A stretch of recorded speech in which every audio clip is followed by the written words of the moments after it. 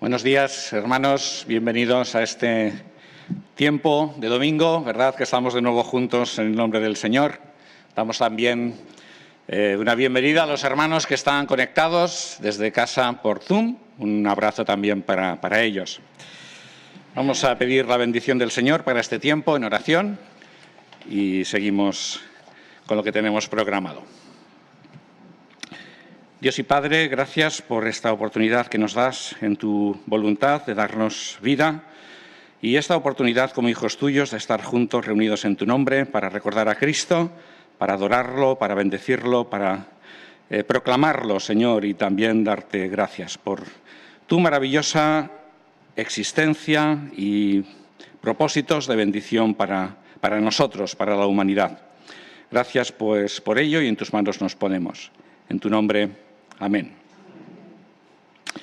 Vale, pues vamos a ir al primer libro de Reyes para tener la lectura en la que vamos a basarnos en esta mañana. Primer libro de Reyes, capítulo 11 y versículo 26.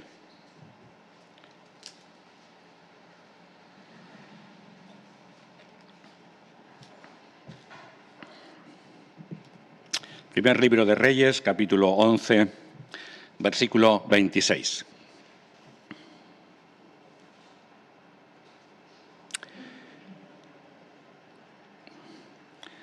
También se rebeló contra Salomón Jeroboam, hijo de Nabat, efrateo de Cereda, siervo de Salomón, cuya madre era una mujer viuda llamada Zerúa. Y esta fue la causa por la que alzó su mano contra el rey. Salomón estaba edificando la fortaleza y reparando la brecha de la muralla de la ciudad de David su padre. Y este Jeroboam era hombre esforzado, y viendo Salomón que el joven era eficiente, lo puso a cargo de todos los trabajos de la casa de José. Y en aquel tiempo aconteció que Jeroboam salió de Jerusalén, y en el camino encontró al profeta Ahías silonita. Y éste estaba cubierto con una capa nueva y estaban ellos dos solos en el campo. Entonces Ahías tomó el manto nuevo que llevaba sobre sí, lo rasgó en 12 trozos y dijo a Jeroboam: «Toma tú 10 trozos, porque así dice Yahvé, Dios de Israel. He aquí yo rasgo el reino de la mano de Salomón y a ti te doy 10 tribus, pues él tendrá una tribu por amor a mí, a mi siervo David, y por amor a Jerusalén, la ciudad que yo escogí entre todas las tribus de Israel. Porque me abandonaron y sacrificaron a Astarte, abominación de los sidonios, y a Quemos, ídolo de Moab, y a su rey, el ídolo de los hijos de Amón, y no han andado en mis caminos para hacer lo recto ante mis ojos y guardar mis estatutos y mis decretos como David su padre. Pero no quitaré de su mano todo el reino, porque lo he puesto como gobernante todos los días de su vida, por amor a mi siervo David, al cual yo elegí. Pero quitaré el reino de mano de su hijo, y a ti te daré 10 tribus. Y a su hijo le daré una tribu, para que mi siervo David tenga en él una lámpara delante de mí todos los días en Jerusalén, la ciudad que yo me escogí para poner allí mi nombre. Yo pues te tomaré a ti y tú reinarás sobre todo lo que tu alma desee, y serás rey sobre Israel. Y sucederá que si obedeces todo lo que te mande y andas en mis caminos y haces lo recto ante mis ojos, guardando mis estatutos y mis mandamientos, como hizo mi siervo David, yo estaré contigo y te edificaré una casa firme, como se la edifiqué a David». Versículo 40. Salomón procuró entonces matar a Jeroboam, pero Jeroboam se levantó y huyó a Egipto, a Sisac, rey de Egipto, y estuvo en Egipto hasta la muerte de Salomón. Dejamos la lectura de momento aquí. La verdad es que nos encontramos en un momento histórico importante en lo que es la historia de la nación de Israel. Y para ello tenemos que pensar en cómo se originó Israel como nación. Ya sabéis que esto formaba parte o fue un proyecto de Dios de, básicamente, para resumir, sacar a las 12 tribus de Egipto, llevarlas a Canaán y allí hacer con los descendientes de Jacob, con las 12 tribus, una nación. Una nación que se gobernaba de forma teocrática, era Dios el que gobernaba a través de los sacerdotes, a través de los profetas de Dios, a través de los jueces de Israel en el sentido político y religioso de liderazgo en la nación, ¿no? Pero desde el momento histórico en el que estamos leyendo, hacía 100 años que la cosa había cambiado. Porque el pueblo de Israel, fijándose en cómo funcionaban las demás naciones de alrededor, ellos quisieron también tener un rey, una persona, un líder que les pudiese gobernar. Y era muy chulo tener un ejército, ¿verdad? Con caballos, escudos, ¿no? O camellos, lo que fuese. Qué chulo era tener un ejército. Así que ellos dijeron en su momento que querían algo así. Así que Dios permitió que 100 años atrás se iniciase la monarquía, el gobierno de monarquía. Y el primer rey fue, ¿quién fue el primer rey? Saúl, exactamente, muy bien. El gobierno de Saúl fue un fiasco, así que Dios lo desechó. ¿Y quién puso como segundo rey de Israel? ¿Quién fue el segundo? David, exactamente, un pastor de ovejas, ¿vale? Lo puso al mando del pueblo de Israel. El gobierno de David dio estabilidad a Israel como nación. Fue un tiempo, digamos, bueno que vivió el pueblo de Israel. Básicamente porque David hizo algo importante que no hizo Saúl, y es ponerse en las manos de Dios, tener a Dios en cuenta en todo. Y aunque sabemos que David no fue un hombre perfecto, porque sabéis que la Biblia no esconde ni sus pecados ni sus fracasos personales, que los tuvo, pero sin embargo sí que siempre fue fiel a Dios. Era una persona que amaba a Dios sobre todas las cosas y por eso David siempre fue el referente del líder que Dios buscaba para el pueblo de Israel. Un pueblo que gobernase siguiendo los consejos escritos en la palabra de Dios, en la ley de Dios, que el rey, como sabéis, tenía que aprenderse de memoria, tenía que consultar. A modo de ejemplo, no sé si os habéis fijado en las referencias que han salido en el texto y que nos presentan las valoraciones que Dios hace de David. Tenemos que tener en cuenta que en el momento en el que Ahías va al encuentro de Jeroboam, David hacía 30 años que ya había fallecido, o sea que David ya no está, ¿no? Vamos a fijarnos en algunas referencias rápidamente. Versículo 32. Dios dice: por amor a mi siervo David.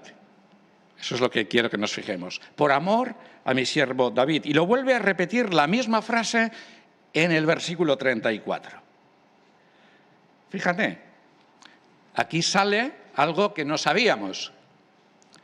Y es la expresión pública, la confesión de Dios que dice que amaba a David.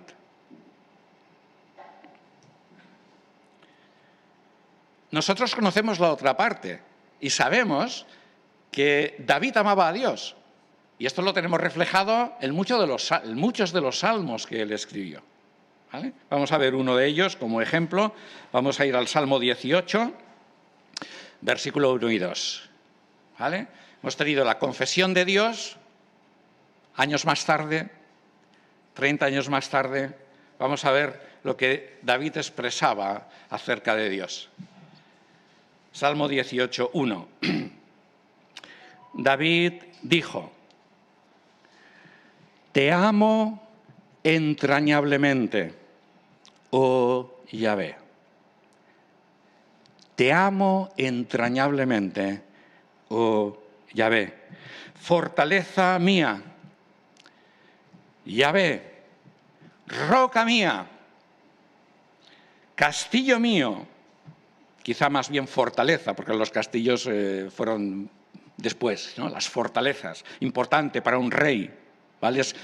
Nos hemos de fijar en las figuras que daban seguridad, ¿no? Que es lo que David emplea, de lo que le daba seguridad en su momento, una roca, un castillo. Mi libertador, Dios mío, mi fortaleza en quien me refugio, mi escudo. Para un guerrero un escudo era muy importante. Yahvé, tú eres mi escudo, la fuerza de mi salvación, mi alta torre. Yahvé, te amo entrañablemente.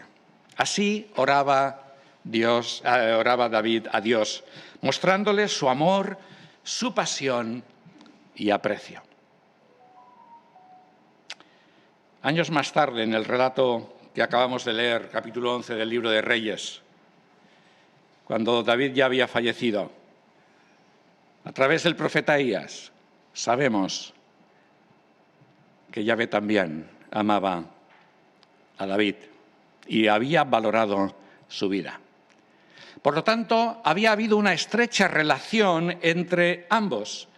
Pero Dios nos da más detalles al respecto, más detalles que valoraba de David. Versículo 33, la segunda parte. David, dice Dios, este es el testimonio de Dios, anduvo en mis caminos para hacer lo recto ante mis ojos y tuvo en cuenta mis estatutos y mis decretos. Este es el testimonio de Dios. Y en el versículo 38 Dios vuelve a repetir la misma idea. Es decir, que aquí entendemos que Dios valoraba o valoró en su momento el esfuerzo que David hacía para poner en práctica los consejos que Dios había dejado escrito en el libro de la ley, precisamente para gobernar, ya que David era el rey, gobernar con justicia y teniendo en cuenta a Dios al pueblo de Israel. Así que, como dije antes, David se había convertido en el prototipo o modelo que Dios quería que fuesen todos los reyes y gobernantes que iban a partir de él gobernar la nación de Israel. Así que David falleció y se sentó en el trono de Israel. Estamos viendo, es importante no perder el concepto del gobierno de una nación, la nación de Israel. Se sentó en el trono de Israel su hijo Salomón. Ya sabemos, ¿no? La característica de Salomón, ¿cuál fue? ¿Qué pidió Salomón a Dios? Sabiduría, el hombre más sabio que ha existido en la historia de Israel.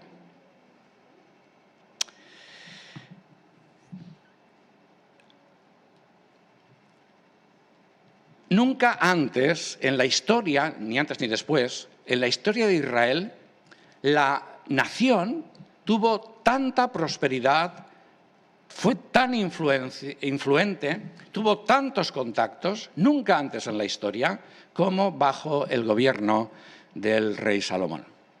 Pero hubo un problema con Salomón, especialmente, como leemos en el capítulo 11 y versículo 6, cuando llegó anciano,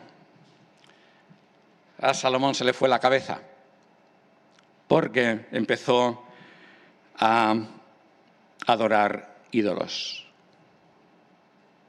Cayó bajo la idolatría. Qué curioso, ¿no?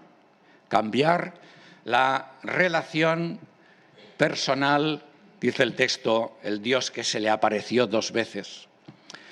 Una relación personal de un Dios vivo y verdadero cambiarlo por una adoración a un trozo de una figura hecha de barro, de oro, de lo que quieras, pero una figura que no tiene ojos pero no ve, tiene oídos pero no oye, ¿vale? Y la tienes que llevar porque ni siquiera anda, ¿no?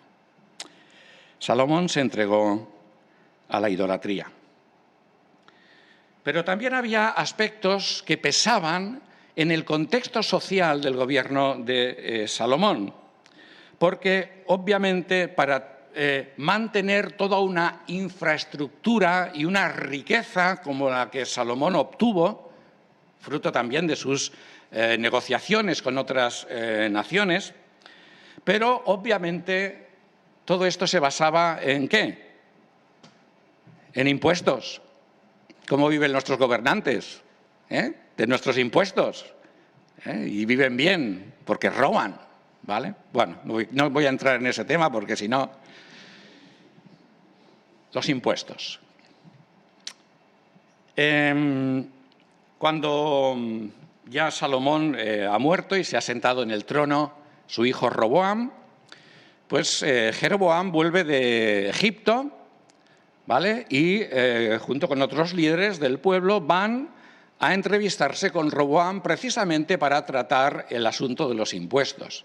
Y es importante notar que tanto Jeroboam como el resto de la gente estaban dispuestos a sujetarse al nuevo rey de Israel, que sería el cuarto, que era Roboam, hijo de Salomón, ¿vale? O sea que había una disposición de sujetarse al rey legítimo.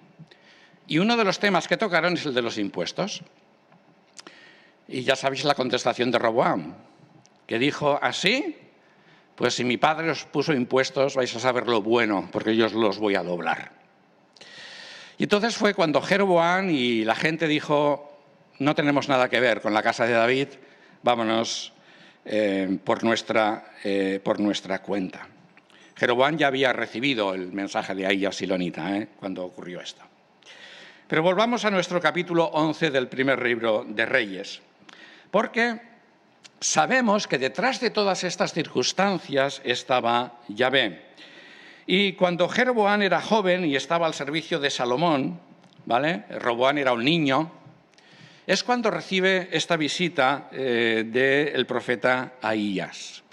Y Ahías le comunica, y es importante en cuanto a la nación, un nuevo proyecto que Dios tiene en mente y que va a llevar en el futuro y que cuenta con Jeroboam.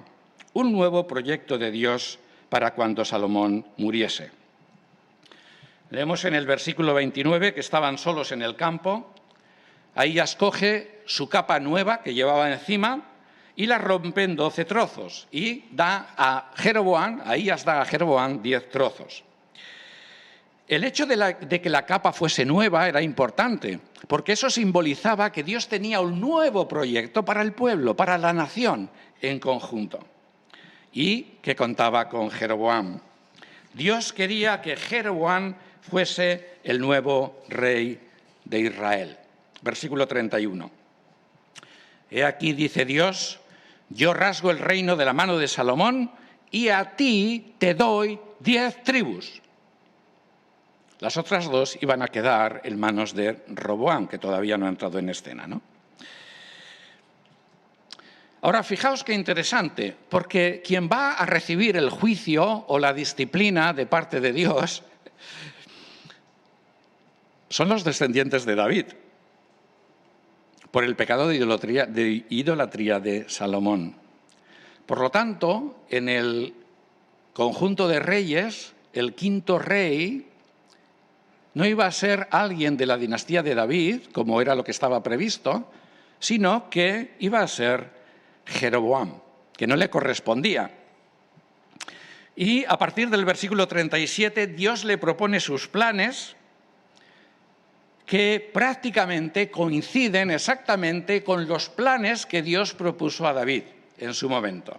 Fijaos, versículo 37.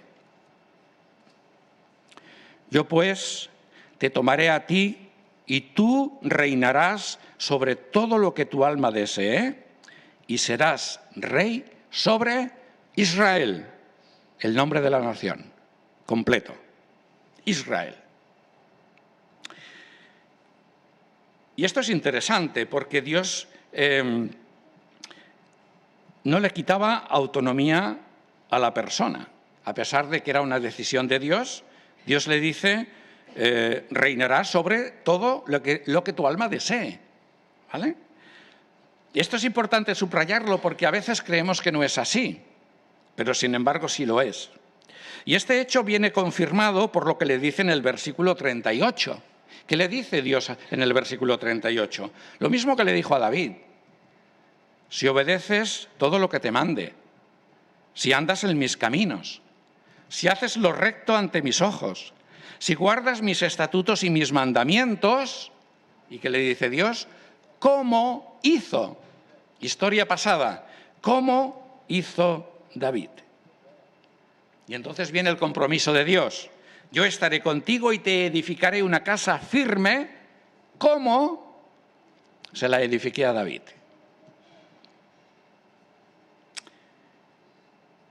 Bueno, ya que tenemos como referencia a David, vamos a comprobar, no sea que esto sea un farol de Dios, ¿vale? Si realmente funcionó esta colaboración entre ambas partes. Bueno, pues en el primer libro de Crónicas, capítulo 29 y versículo 28, tenemos un breve resumen de lo que fue la vida del rey David. Primer libro de Crónicas, capítulo 29 y versículo 28. Es un versículo muy cortito, ¿no? David murió en buena vejez, lleno de días, riquezas y honores. Y su hijo Salomón reinó en su lugar. ¿Qué importancia tiene esto? Mucha. Porque Jeroboam tenía ya este referente. Jeroboam sabía que esto había sido así. Tenía el modelo humano como referencia y tenía el compromiso de Dios de bendecirle como el nuevo gobernante de su pueblo Israel. La herencia de la nación de Israel, del 90% de la nación, si quieres, iba a caer en manos de Jeroboam. No le pertenecía, pero sería el quinto rey de Israel al estilo de lo que fue en un principio el rey David. Así que vemos trabajando conjuntamente, por un lado, la soberanía de Dios, el compromiso de Dios. Dios estaba detrás de su nación para bendecir, para ayudar, para guardar, para bendecir, como he dicho, ¿verdad? Y también había la responsabilidad humana, porque Jeroboam tenía que tomar las decisiones oportunas y gobernar al pueblo. Así que tenemos las dos voluntades presentes. Esto es muy importante tenerlo en cuenta.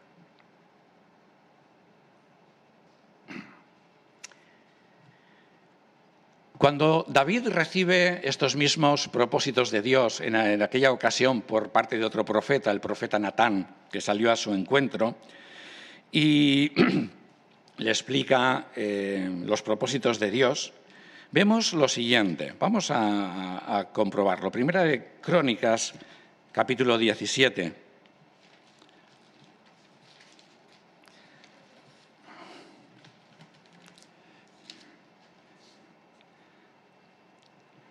Versículo 16, ¿vale? Natán le acaba de comunicar a David prácticamente los mismos propósitos similares que Jeroboam ha escuchado de otro profeta, Ahías. ¿Qué pasó con David? Versículo 16, primer libro de Crónicas, capítulo 17, versículo 16. Entonces fue el rey David y se sentó delante de Yahvé, probablemente delante de la tienda donde estaba el arca y que representaba la presencia de Dios. Y dijo: «Oh Yahvé Dios, ¿quién soy yo? ¿Y qué es mi casa para que me lleves tan lejos? Y aún esto fue poco ante tus ojos, oh Dios, pues también has hablado de la casa de tu siervo para un lejano porvenir, y me has considerado según la medida de un hombre excelso». cuando, Señor, tú sabes que no lo soy. Esto no sale en el texto, pero es la idea. Oh Yahvé Dios.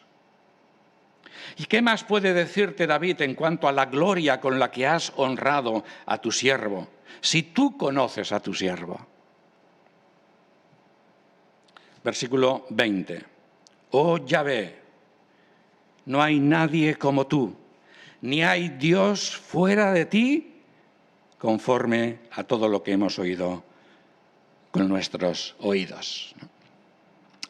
Es impresionante la humildad de David, ¿no? Cuando recibe este comunicado que todavía se ha de producir en un futuro, porque todavía estaba Saúl de rey.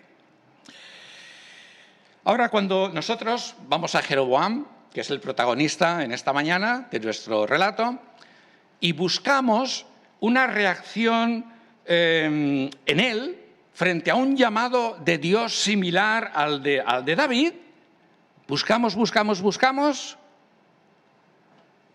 y no la encontramos. No hay. No hay ni una sola referencia, no solo a la reacción, sino a una relación personal entre Jeroboam y Yahvé.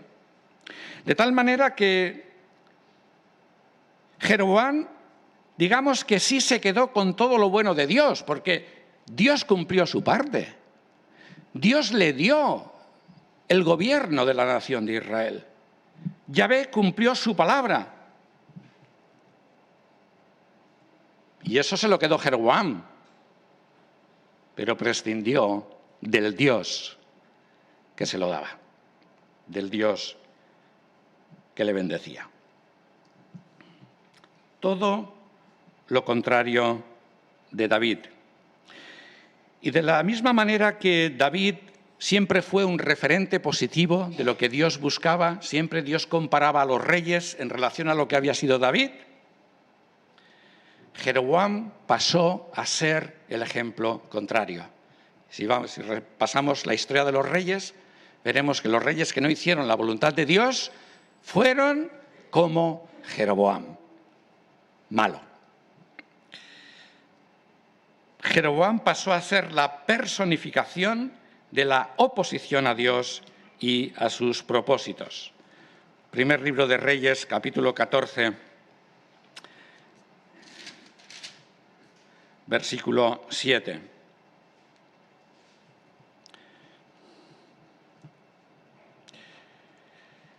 Tendríamos que esta es una historia muy interesante, porque Jeroboam siempre pasó de Dios, ¿no? Y entonces tienen un problema con su hijo, que se enferma, y Jeroboam se acuerda de Ahías silonita, ¿vale? Y entonces manda a su mujer disfrazada a consultar a Ahías silonita, ¿vale? Y es muy interesante porque Ahías ya es mayor, no ve nada, y Dios le revela que va a recibir una visita de alguien camuflada, que es la mujer de Jeroboam, ¿vale? Y le dice, mira Ahías, viene la mujer de Jeroboam a verte a ti. Muy interesante esta frase. No dice, viene a consultarme a mí a ver qué pasa con su hijo. No, viene a verte a ti para que tú le ayudes. Y entonces, cuando viene la mujer, Ahías, que ya sabe de qué va la historia, le dice, ve, versículo 7 del capítulo 14 del primer libro de Reyes, di a Jeroboam, así dice Yahvé, Dios de Israel, por cuanto yo te elevé de entre el pueblo y te hice caudillo de mi pueblo Israel y rasgué el reino de la casa de David, porque el castigo lo recibió la casa de David, y te lo entregué a ti. Sin embargo, tú no has sido como mi siervo David. ¿Qué hizo mi siervo David? Lo que yo te proponía a ti. Guardó mis mandamientos y anduvo en pos de mí con todo su corazón. Fíjate lo que va a decir Dios ahora de David. Haciendo solo lo recto delante de mis ojos. David hizo solo lo recto delante de los ojos de Dios. Pues esa es la opinión de Dios con respecto de David. sino que tú has hecho lo malo, le dice a Jeroboam, más que todos los que te precedieron, y has ido y te has hecho otros dioses, y has fundido imágenes para provocarme a ira, a mí, un Dios real, verdadero, con imágenes, y me has dado la espalda. Por tanto, he aquí yo traigo el mal sobre la casa de Jeroboam, y cortaré de Jeroboam a todo varón, tanto al que está bajo servidumbre como al que es libre en Israel. Y barreré por completo la posteridad de Jeroboam, como se barre el estiércol, hasta que nada quede. Al que de Jeroboam muera en la ciudad, lo comerán los perros, y al que muera en el campo, lo comerán las aves de los cielos, porque Yahvé, que es un Dios real y verdadero, ha hablado, cosa que las imágenes no hacen.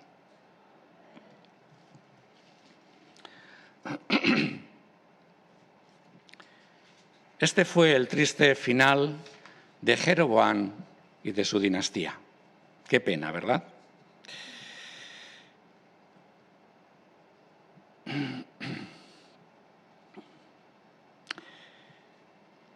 Cuando uno pasa a considerar la vida de Jeroboam, ¿no?, todo lo que nos relata, que no hemos podido verlo, pero bueno, está ahí, cuando queráis, lo podéis consultar.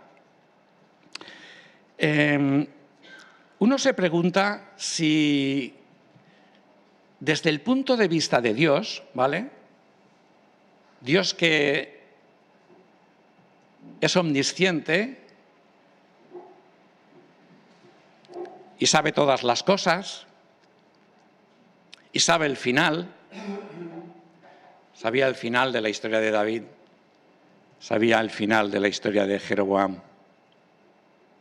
Uno se pregunta, desde el punto de vista de Dios, ¿realmente valía la pena perder tiempo con Jeroboam? ¿Por qué Dios no se buscó a otra persona? A otra persona que fuese como David, ¿no? Esta es una cuestión más relevante de lo que parece, ¿no?, porque en realidad, pensando, es de vital importancia que se haya registrado en la Escritura una historia como la historia del rey Jeroboam. Porque en realidad el auténtico protagonista del relato bíblico, no es David, ni tampoco es Salomón, ni tampoco es Jeroboam. El auténtico protagonista del relato bíblico es Dios. Es Él el protagonista, en todo momento. Los propósitos de Dios eran idénticos para ambos reyes, para ambas personas. No podemos decir de ninguna manera que en el caso de Jeroboam, que Dios sabía el final y sabía toda la historia, pues Dios hizo teatro para desecharle al final como rey. Fingió Dios, ¿vale? No, señor, nunca podemos decir eso. ¿Por qué? Porque Dios cumplió su propósito. Dios le dio el reino, como había prometido. Solo buscaba de él fidelidad, relación, como la tenía David, como lo hizo David. Dios fue sincero y leal desde el primer momento, en los dos casos, con idénticos propósitos e idénticas bendiciones. Y de la manera que Dios dio primero el reino a David, después se lo dio a Jeroboam. Dios estuvo dispuesto a hacerlo, lo hizo. La diferencia la marcaron cada uno de ellos. Mientras que David, como hemos visto, desde el minuto 1 se humilló delante de Dios y dijo: Señor, ¿pero qué has visto en mí? No soy digno de que me des el reino, pero ya que me lo das, en ti confío, ¿vale?, como hemos visto y como vemos en los Salmos. En cambio, Jeroboam, desde el minuto 1, cuando recibió el mensaje del profeta Ahías, no quiso saber absolutamente nada de Dios. empezó a maquinar en lo que él podía hacer. Pero sin Dios, Dios no le interesaba. ¿Qué podemos aprender de esta historia? Pues bueno, hermanos, desde la venida del Señor Jesucristo a este mundo, tenemos el mensaje del Evangelio. El mensaje del Evangelio se dirige a todo ser humano, a toda persona, hombre, mujer, niño, a todos. ¿Y qué nos dice el mensaje del Evangelio? Que Dios tiene propósitos de bendición, de salvación, de restauración a través de la persona del Señor Jesucristo, a través de la muerte, de la resurrección, de la ascensión y de la segunda venida de nuestro Señor Jesucristo. Y que Dios quiere contar con nosotros. Dios cuenta con nosotros. Porque Jesús dio su vida en la cruz precisamente, como dice el apóstol Pablo, para llamarnos a su reino y a su gloria. ¿Vale? Esos son los propósitos de Dios. Para todos nosotros, para toda la humanidad. Unos propósitos que empiezan aquí. Hay que venir a la cruz, ¿vale? Para reconocer que Dios tiene razón. ¿Quién somos nosotros para recibir tanta bendición? Pero Dios lo hace. Dios quiere salvarnos, restaurarnos, bendecirnos. Lo ha hecho a través de la venida del Señor Jesucristo y un día nos llevará con Él para revelar lo que Él está preparando. Dios sigue adelante con sus propósitos para ti y para mí. Vamos a adorarle.